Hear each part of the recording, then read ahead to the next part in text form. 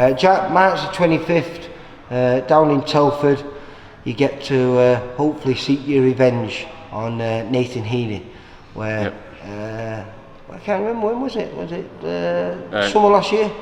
September last year, so not too long ago. To be fair, 6 months ago. Yeah, and I'll be getting my revenge on.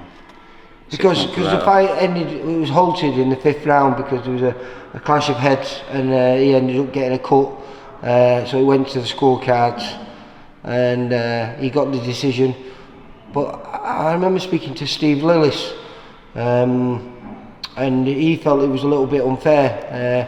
Yeah, he probably had the early rounds, rounds 1 and 2, but you were coming right back into the fight. Yeah. It's one of them things I don't see as unfair. I mean, I thought it was a pretty level fight at that point. Well, Steve Lilly said at worst it could have been 3-1. Yeah. But he felt it was 2-2. Yeah. To be fair, that's what I thought it was 2-2. But I mean, obviously maybe say I'm slightly biased towards himself, but either way, it is what it is. And you know, I thought I was coming into the fight. It's a 10-round fight, not a 4.5 round fight. So I mean, things happen. It's not better to finish strong than start strong and finish weak. Yeah, exactly. Yeah. That's what I felt like I would have done. I felt like the quiet storm was brewing up, wasn't it? Yeah. I think it had just started drizzling a bit of rain at that point. Well, I just seen how preparation going. I don't know, you were sparring an amateur who actually looked very similar in stature to Nathan Heaney. Is that you picking your opponents for that specific reason? Yeah, obviously I'm sparring around Nathan, which I imagine he's sparring around me. Or what he thinks he's going to do. I just seen him sparring someone. He had someone over, just posted a picture. Top kid. I'm not sure. Do you know, I should pay more attention. But I was surprised he was sparring, and it was a quality kid. Yeah. I presume he's preparing really well. Oh yeah, he needs quality sparring because I'm going to be the best I've ever been. You're quite infamous for starting slow. Is that something you've been working on? Are you going to try and? I know you start well and you finish faster than you start. Are you purposely looking to try and not give away too big a lead early on? Yeah, we'll see how it goes. I'll get into it when I get into it, and I take over when I feel like I'm ready to do that. Don't know, I might start slow for 8 rounds and then pick it up last 2. You confident? I remember speaking to you after the fight, and you were very confident at the time. Like you say, unfortunately you didn't get the opportunity to take it into those later rounds. Yeah.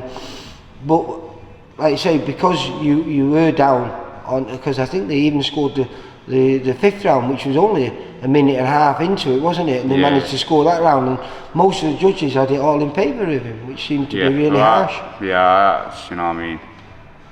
There's no arguments that it was in favour of him. It was just the margin of what they had it in favour of him, which I think some of them were a bit ridiculous, to be honest. But I think maybe obviously he's got his noise and his backing and stuff like that. Well, is that something you're looking forward to? Because it's not quite the Lions' Den, but Telford isn't far away from Stoke, where he's based, and he's famous for having a massive fan base. He's probably going to sell the venue out on his own.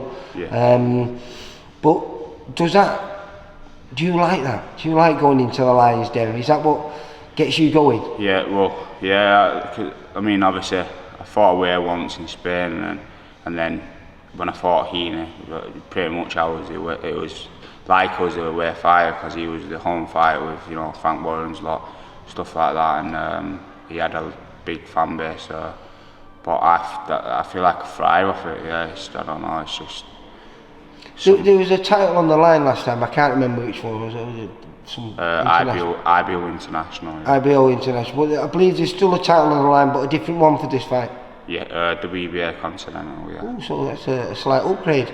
Yeah, probably. Yeah, and it's a nice belt as well. Yeah, they're both nice belts, but think this one's probably a bit nicer. Are you going to add a new one to your collection? Yeah, I've made space at the fireplace already, so I've got to do.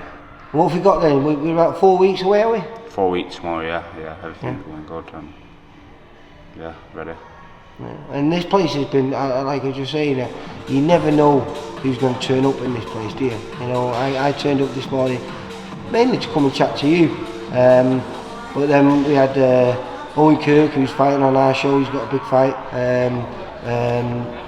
Reese Woods, he was down here. Alex Dilmani's down there at the bottom. It's just an amazing gym, isn't it? Yeah, that's what I mean. You know, Alex is a good fighter. A fighter I look up to because I like his style of fighting, and he's got a world title eliminator himself about it. So I mean, having people around like that is it's something that spur you on, and it kind of shows you around them people. You're not a million miles away from it. If you work hard, and that's like a motivation for me, but it's motivation for everyone here, like the amateurs and stuff like that as well. Yeah, it is. It's a special place, and like I say, hopefully it can bring something out of you and make you become that champion, and that'll open doors for you. And now it's still at middleweight. This if everything goes well, are you just gonna see how it goes, and whether you stay there or not, it's down to you? Yeah, I'll just go with what happens. I'm not gonna lie, I enjoy eating more food at middleweight, but if opportunities come at light middleweight, I'll take them. I've not been shy of taking, when I get a good opportunity, I've been shy of taking it, so we'll just see what happens, yeah. Right, well listen, good luck for the 25th. Hopefully, I don't think we'll be down there on dates in Telford. It's black country, isn't it? Telford? Yeah. I don't know. Take my helmet. Birmingham is just to the side of Birmingham, isn't it? It's like in between, isn't it? It's you've got Stoke, and then you've got Telford, and then you've got Birmingham. So, like I say, you're going into the Lions' Den, and hopefully you come out victorious, mate. Yeah, I thrive off it. Can't wait. Yeah, new champion. Well, I hope you do, mate. I hope you do, and I hope when I come back here next time and we're chatting, you've got a nice new belt round your waist. So yeah. Good luck for the 25th. Thank you. I'll be rooting for you, mate. Cheers, mate. Thank you. Take care, Jack. Bye. Boxing info, news, and latest interviews, amateur and pro, across the north. Click and subscribe. VIP Boxing Promotions. Also, Twitter, Instagram, and Facebook.